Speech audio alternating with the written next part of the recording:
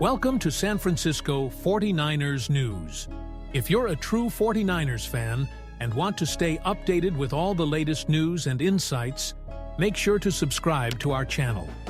Today, we're diving into Brock Purdy's performance in the Week Doise matchup against the Minnesota Vikings and what it means for the team moving forward. Brock Purdy's mixed performance against the Vikings. In the recent clash with the Minnesota Vikings, quarterback Brock Purdy had a challenging outing. While he managed to throw for an impressive 319 yards and recorded his first touchdown of the season, his decision-making was often questionable.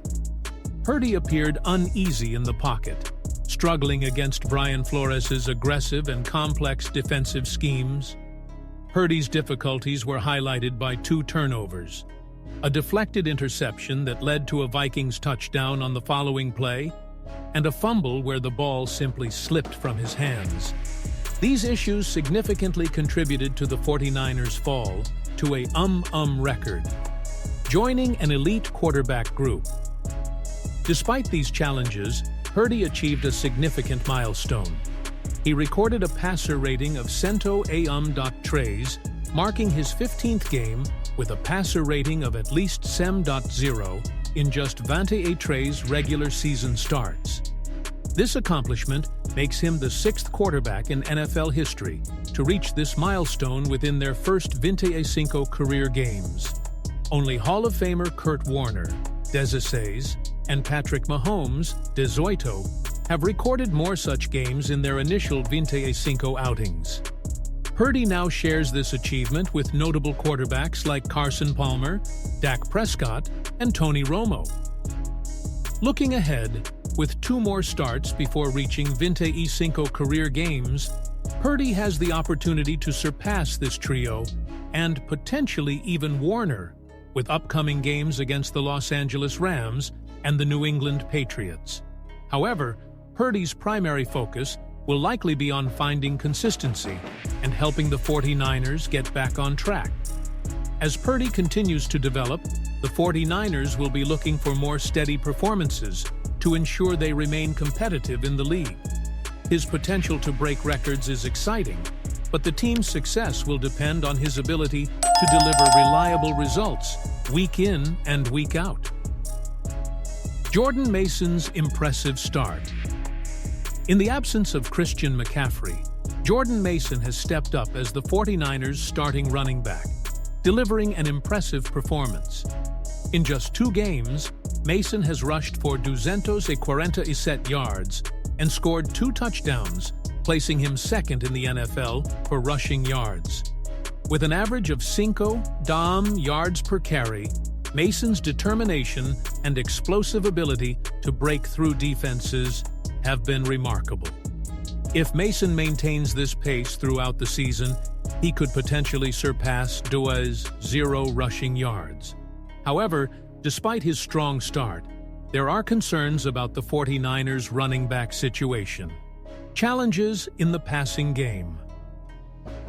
While Brock Purdy struggled against Minnesota's aggressive defense, it was clear that the 49ers missed the passing game contributions that McCaffrey provided. Mason has worked hard to improve his receiving skills, but his impact in the passing game has been limited, with just 1 catch for 4 yards against the Vikings. This contrasts with McCaffrey, who consistently provided significant yardage as a receiver.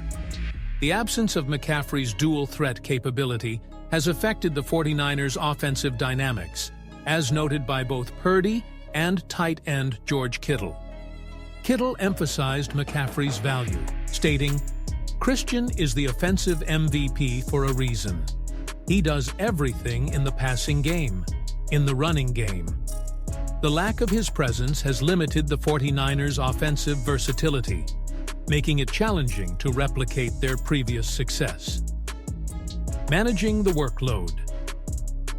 Another concern is the heavy reliance on Mason in the running game.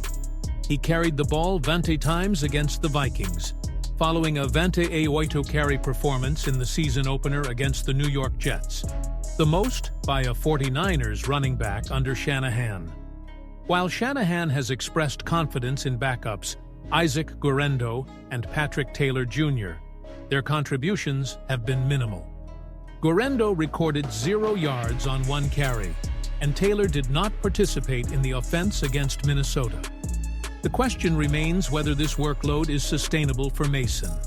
At 25 years old, Mason is in his prime, but the 49ers must be cautious not to overburden him.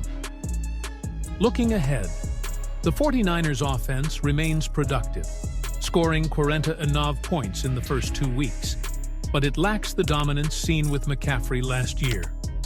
As Mason continues to prove his worth, it's up to Shanahan to address the gaps left by McCaffrey's absence and ensure the offense remains balanced and effective. Purdy Aiyuk connection, a key to success. Since Brock Purdy stepped in as the starting quarterback for the San Francisco 49ers, his partnership with Brandon Aiyuk has shown incredible promise. However, during the Week 2's loss to the Minnesota Vikings, it became clear that they still have some fine-tuning to do, especially after Aiyuk's prolonged contract holdout kept him from practicing until just 6 days before the season opener. Against Minnesota, Aiyuk had a quiet performance, recording 4 receptions for 48 yards, while teammates Deebo Samuel and George Kittle took on the bulk of the receiving duties. After the game, Aiyuk mentioned he feels about 85% fit. Despite the slow start, Purdy remains optimistic about Aiyuk's potential and contributions. Purdy's confidence in Aiyuk. In his post-game press conference following the 23-17 loss to the Vikings, Purdy expressed confidence in Aiyuk, stating, "To me, I think he looks great and everything, but I'm not stepping back thinking BA hasn't been like he was. I don't think that at all." Purdy acknowledged that there might be areas for improvement, attributing some issues to early season adjustments. "I know we'll continue to get better together in our connection," Purdy added. "For 4 quarters, I thought BA gave it his all and competed, man. I'm proud of him for that." The need for Aiyuk's impact. While it's only been 2 games, Aiyuk's 70 yards so far are not enough for a receiver earning 120 million over 4 years. However, Purdy's belief in their partnership is backed by nearly 30 games of evidence showing their success together. Despite the loss, the 49ers managed to move the ball effectively against Minnesota. Yet, the absence of Christian McCaffrey clearly had a negative impact, highlighting the urgent need for Aiyuk to elevate his game sooner rather than later. As the 49ers look to bounce back, the Purdy-Aiyuk connection will be crucial in maintaining their offensive momentum and achieving success this season. Now, we want to hear from you. What do you think about the Purdy-Aiyuk connection and Aiyuk's potential to step up in the coming games? Can they lead the 49ers to victory?